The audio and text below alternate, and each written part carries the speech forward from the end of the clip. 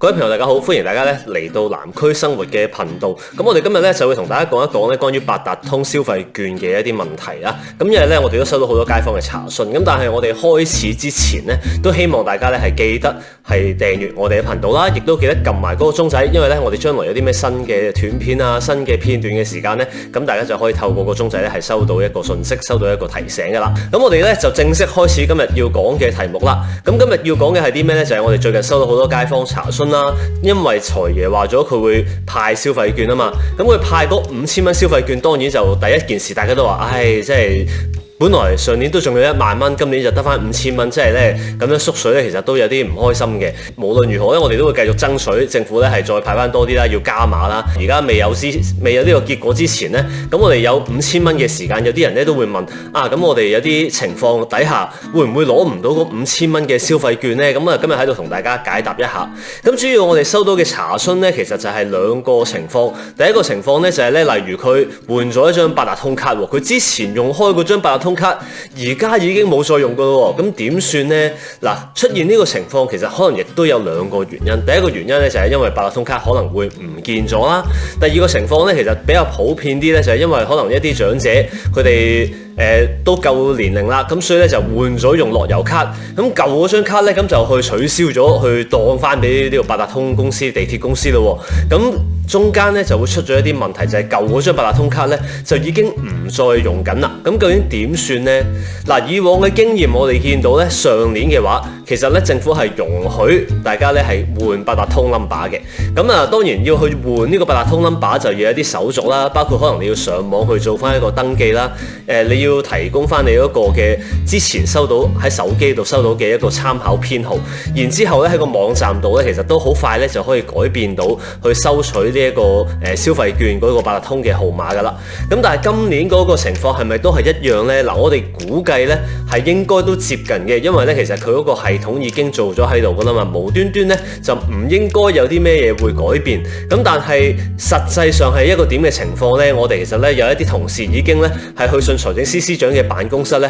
係去查詢究竟實際上個安排會係點樣。咁我哋咧就當然啦，即係大家可以繼續留意之後嘅一啲公佈啦。但係咧大家喺呢一個時候咧就記得唔好無端端去刪除咗手機裏邊啲短信啊，或者你要換手機之前咧，你記得咧揾個新嘅手機去影低嗰個短信，或者咧係截圖咧係截翻個短信出嚟，因為咧嗰個短信提供嗰個參考編號咧，其實都係喺你去換八達通卡個號碼上面咧，其實都係非常之重要。如果唔係冇咗嗰個 number 嘅話咧，其實就未必做到噶啦。咁所以咧，無論如何，你如果真係已經換咗八達通，而嗰張八達通卡咧係已經唔喺度嘅話咧，咁大家記得係要揾翻個短信出嚟。如果你話舊嗰張八達通卡你都仲喺度嘅，純粹咧你換咗張樂悠卡嘅啫，咁其實咧就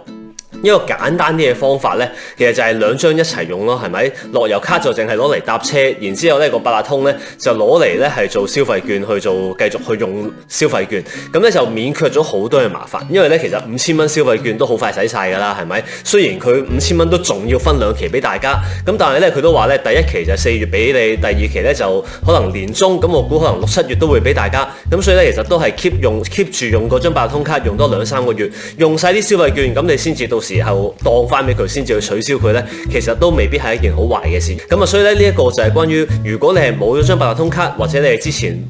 用開八達通，而家就轉咗用樂悠卡嘅時候咧嘅一個嘅安排。咁我哋有新嘅消息，我哋如果問到政府佢有一個回應嘅時間咧，我哋都會立即係通知大家。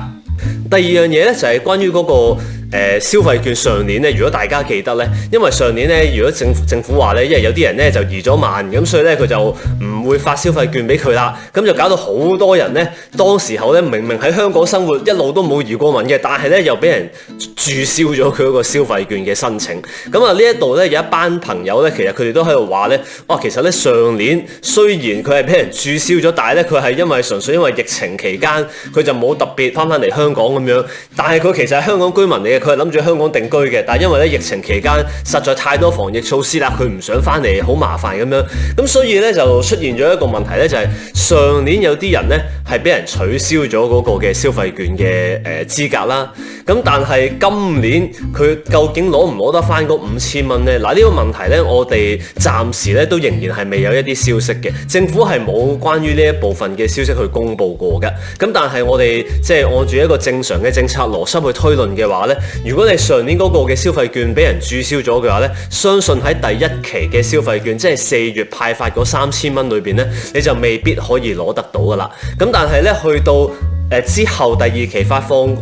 嘅時間呢，或者咧你係一啲新申請嘅時間呢，咁我相信咧大家係可以重新喺第2期去派發嘅時間呢，係重新申請攞翻晒嗰5000蚊。咁所以咧嗰5000蚊，如果你係香港居民，你係永久居民嘅話呢，其實就唔會走咗你嘅。但係可能就未必喺第1期裏邊呢，就係攞到嗰原本即係第1期3000蚊嘅消費券啦。咁但係咧點樣都好咧，你都係可以攞足嗰5000蚊。大家喺呢一部分咧係唔需要擔心。咁但係你話如果政府係咪一啲其他嘅安排，佢可能咧原來係第一次嗰個消費券嗰個咧，佢都可能已經係成為記錄嘅一部分，會唔會係咁呢？我覺得個機會咧就可能會細少少。我哋都會一次過咧係問埋政府相關嘅一啲查詢啦，我哋會查詢，然之後咧係去解答大家。咁今日關於消費券、八達通攞消費券嘅呢2個問題咧，就喺度簡單同大家做一啲初步嘅解答。我哋知道咧呢個唔係一個最後嘅答案嚟嘅，因為咧最後嘅答案當然我哋係要等政府有一個最新嘅公布啦。